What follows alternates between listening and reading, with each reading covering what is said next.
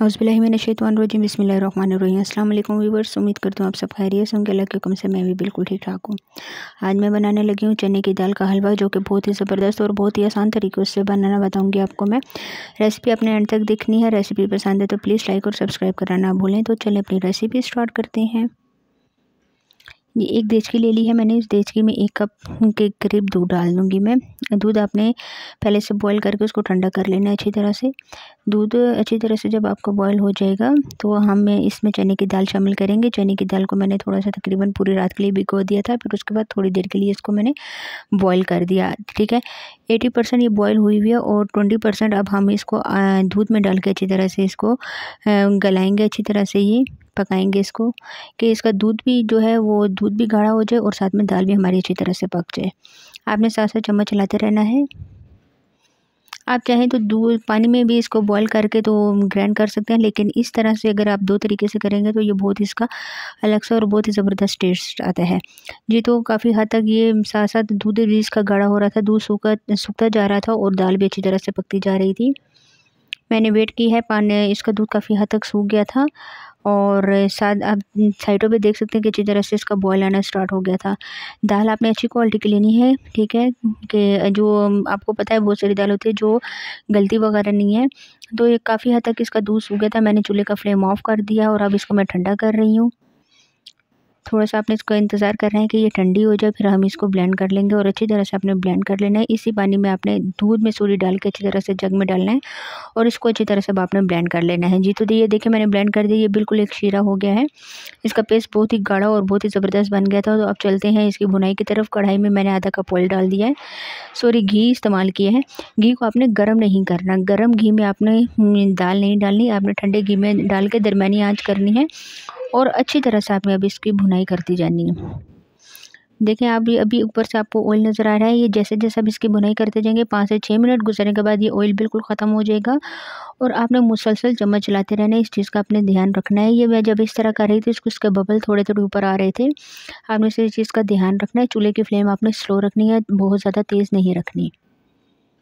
इस तरीके से आप बना के देखें तो आप बहुत ही ज़बरदस्त बनेगा और आपको ज़रूर पसंद आएगा। जी, तो 5 से 6 मिनट गुजरने के बाद ये देखें आप देख सकते हैं कि इसका घी बिल्कुल अच्छी तरह से बिल्कुल ख़त्म हो गया था। इसने दाल ने घी अच्छी तरह से जज़्ब कर लिया था, लेकिन मैंने फिर भी इसकी भुनाई करनी है। अभी ये सॉफ्ट है, ये सख्त हो जाएगा और जब तक मैंने इसकी भुनाई करनी है मुसलसल आपने चम्मच चलाते रहना है। आपने इस चीज़ का ध्यान रखना है कि इसका कलर बिल्कुल चेंज हो जाए। अभी मैंने कोई चीनी वगैरह भी कुछ भी इस्तेमाल नहीं की, खाली घी और दाल को हम अच्छी तरह से इसकी भुनाई कर रहे हैं। तकरीबन 15 मिनट भुनाई करने के बाद इसका कलर काफ़ी हद तक चेंज हो गया था। खुशबू भी बहुत ज़बरदस्त आ रही थी। ये देखें आप, बहुत ही ज़बरदस्त खुशबू आ रही थी इसमें और काफ़ी हद तक इसका कलर चेंज हो गया था, लेकिन मैं फिर भी मुसलसल चम्मच चलाती जा रही थी। इसमें थोड़ी-सी मेहनत होती है, लेकिन इसका जो रिज़ल्ट आता है वो बहुत ही ज़बरदस्त आता है। जी, तो काफ़ी हद तक इसका कलर चेंज हो गया था, कलर येलो हो गया था। मुझे इसका कलर रेड चाहिए था। अब मैं इसमें शामिल कर दूँगी आधा कप के करीब चीनी। चीनी अब अपने टेस्ट के बराबर भी इस्तेमाल कर सकते हैं, लेकिन इसमें आधा कप चीनी जाएगी। चीनी डालने के बाद अच्छी तरह से आपने फिर से दोबारा से भुनाई करनी है कि चीनी भी इसमें मिक्स हो जाए और इसका दोबारा से कलर चेंज हो जाए। इसका कलर रेड कलर में आ जाएगा। ये जिस तरह मुखड्डी हलवा होता है इस तरह का आ जाएगा।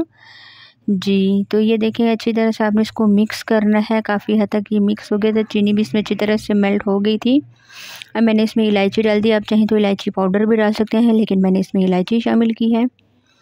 फिर दोबारा से हम इसकी भुनाई करेंगे। बस इसमें एक ही मेहनत है, मैं आपको बार-बार बता दूँ कि बस इसमें भुनाई का सारा कमाल है। जितनी आप इसकी अच्छी भुनाई करेंगे उतना इसका रिज़ल्ट अच्छा आएगा।